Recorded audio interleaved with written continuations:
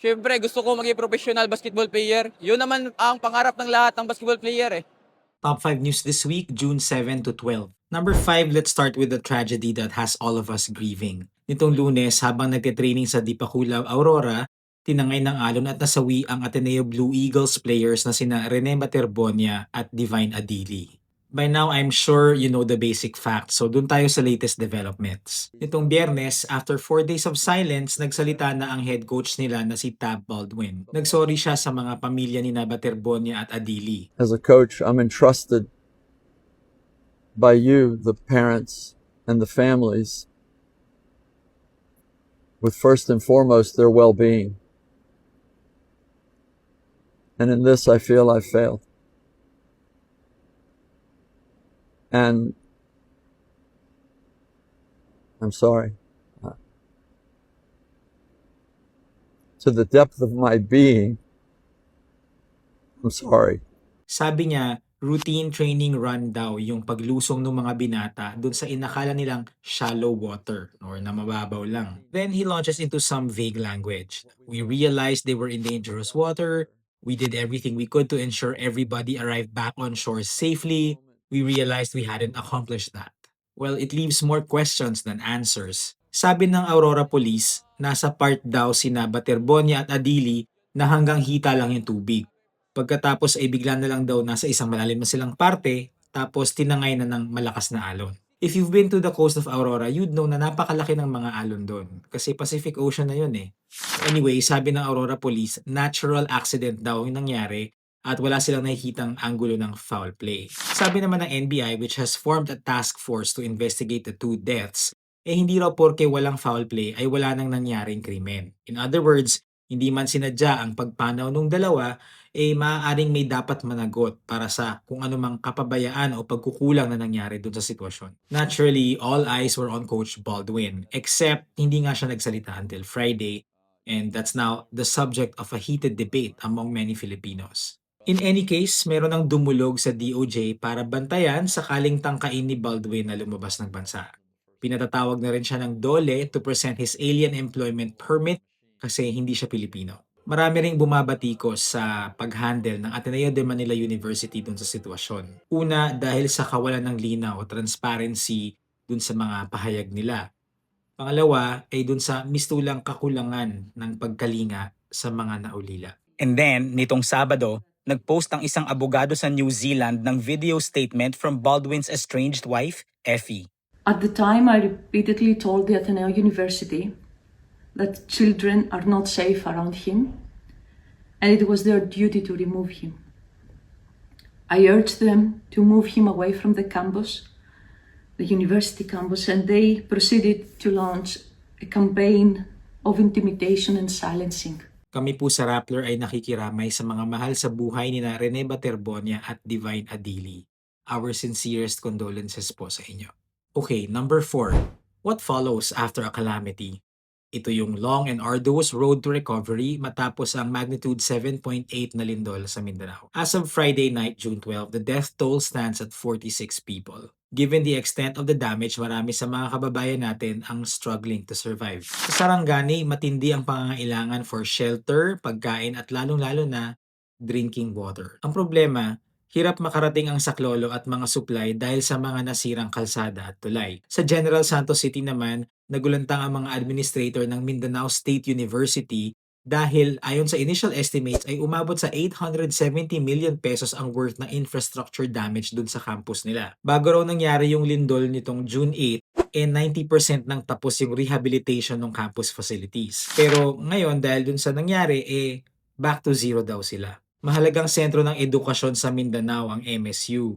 And sadly, hindi doon natatapos yung problema, of course. Ang daming nawasak na classrooms all over Mindanao. Sabi ng DepEd, may halos 1,500 classrooms na nawasak. And around 1,400 of them, major ang damage. May learning crisis na nga, nalindol pa yung mga eskwelahan. Hindi sagot yung wala tayong magagawa porque force majeure ang lindol. Kasi kasama sa trabaho ng pamahalaan ang siguruhing may pangsalo para sa mga mamamayan sa mga ganitong panahon.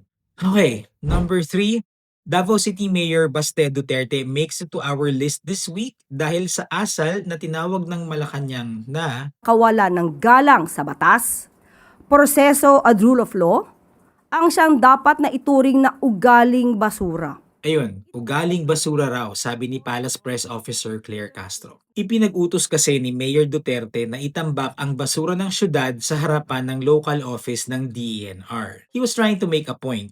Medyo magaspang or actually masangsang nga lang yung style niya. Okay, backgrounder. Nagkaroon ng trash landslide sa Davao City Sanitary Landfill sa barangay New Carmen kung saan may isang taong namatay. Tuloy, pansamantalang ipinasara ng DENR yung landfill na yon kasi full capacity na. Now, sabi ni Baste Duterte, dahil daw dun sa closure ng landfill, naipon at natambak na ang basura ng syudad. Nagge-generate pa naman daw ng 750 tons of waste ang Davao City kada araw. Sabi niya, this poses a greater risk for public health at sinisi niya yung umano'y ineptitude ng DENR. Sabi naman ng DENR, nag-offer naman daw sila ng ibang options, tulad ng pag-coordinate sa ibang bayan para sa temporary disposal ng basura ng Davao City. Here we see the Duterte temper at play. But was that productive? And also, sino ba ang audience ng ganong theatrics? And in the first place, kaninong responsibilidad ba to ensure na may maayos at enough na landfills ang isang lungsod? Hindi ba ng mayor? Well, yan ang sabi ng batas natin. At sino ba ang naging mga mayor ng Davao City these past 4 decades? Okay, on to some happy news this time. Number 2, our tennis star Alex Ayala earns her second ever WTA title by winning the Birmingham Open sa UK last Sunday, June 7. This brings her ranking to world number 33. So, konti na lang at makakabalik na siya sa top 30 na pasok niya yun kasi nung March when she reached world number 29. Now, winning the Birmingham Open is a big milestone for Ayala because this is her first WTA title won on grass. Meaning nasa lawn yung match at hindi nasa hard court. In tennis kasi, there's bigger prestige when you win a match that's on grass. Tinapos din ito yung tila ba sumpa na lagi siyang natatalo nun pagka ang kalaban niya ay galing sa Czech Republic. This time, she won against Nikola Bartunkova dun sa finals. Her 14th match against a Czech player, meaning before that, she was defeated by all the 13 Czech opponents she's ever faced. Well, a bit of a setback later in the week nung natalo siya ni Iva Jovic for the second time in less than a month sa Queen's Club Championships also in the UK. Amerikana tong si Iva Jovic. Ayala retains her number 33 ranking despite this loss. Next for her is the Berlin Tennis Open kung saan lalaban siya as a qualifier. Now all this shows Ayala's rising trajectory. She's tackling more elite opponents and taking her shot at bigger league tournaments. If you like our content, please download the Rappler app. Libre po yan and it will be your way of supporting our work.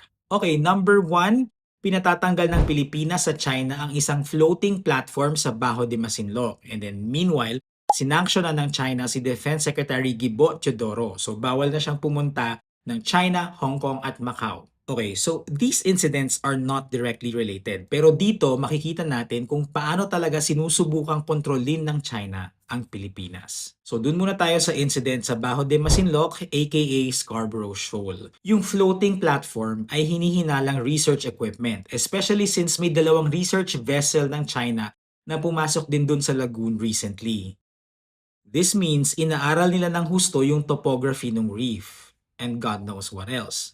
Scary for us Filipinos kasi gantong-ganto nagsimula yung pag-reclaim ng China ng iba pa nating reefs sa West Philippine Sea, particularly yung Panganiban Reef aka Mischief Reef. Now, what's scarier is sobrang mas malapit sa Philippine mainland itong Bajo de Masinloc, which is in the waters off Zambales. Ayon sa Philippine Baselines Law, teritoryo natin yung Bajo de Masinloc. Pero besides the question of honor, imagine if magtayo rin ng military base ang China doon, gaya ng sa Panganiban Reef. Well, magiging mas malubhang panganib talaga sa atin yan. Okay, doon naman tayo sa sanctions kay Teodoro. So, bukod sa travel ban, bawal na rin siyang makipagtransaksyon sa kahit anong institusyon o individual na taga-China. Dama yung kanyang asawa at anak doon sa sanctions. This is because laging real talk si Teodoro sa pag-describe ng pang-aabuso ng China sa Pilipinas at mga Pilipino. Most recently, nagsalita si Teodoro sa napaka-high level na Shangri-La Dialogue sa Singapore. That is the cause. It is not the Philippines or Indonesia or Malaysia or Brunei or Vietnam for that matter which is the cause of encounters at sea. Minister, It let is me China. That was a global platform kung saan in-expose ni Teodoro in the most precise yet diplomatic terms ang pang-aabuso ng China. Since we cannot yet match China's military might, sa mga ganitong forum natin na ipaglalaban ang sovereignty at sovereign rights natin. Sa international law and alliances din tayo aasa para hindi matuloy ang anumang masamang balak ng China sa Baho de Masinloc. Now, some might say, wala namang silbi ang diplomacy na yan. Well, kung ganun, bakit sinanction ng China si Teodoro over the things he said?